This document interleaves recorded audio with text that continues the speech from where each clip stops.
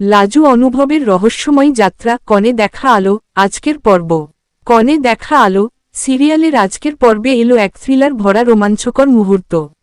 লাজু আর অনুভবের মধ্যে চলছে টানাপোড়েন, গোপনীয়তা আর প্রশ্নের অন্তহীন খেলা। গল্পের শুরুতে বনহতা দিদি বারবার লাজুকে ফোন করছেন। লাজু ভয় পাচ্ছে, ও কি জানতে পেরেছে যে অনুভব তার কাছে আসছে? অনুভব ফোন ধরতে চায় না। বনহতা দিদি অবাক হয়ে বলে, তোমরা অলরেডি দুইজন একসাথে রয়েছিস? ওরা কি দুজনের মিলে পরামর্শ করে আমার ফোনটা ধরছে না? বনহতা দিদি লাজুকে হোস্টেল থেকে ডেকে পাঠায়, কিন্তু লাজু অন্য গাড়িতে চড়ে বেরিয়ে যায়।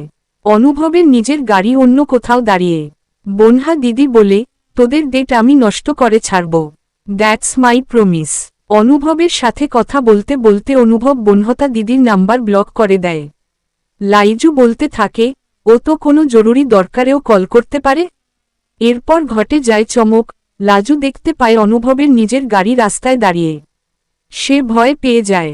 অনুভব বারবার গাড়ি ঘোরাতে বলে, কেউ দেখে ফেলার আগে গাড়িটা ঘুরিয়ে নিয়ে চলো এখান থেকে। অনুভব জানতে চায় কেন?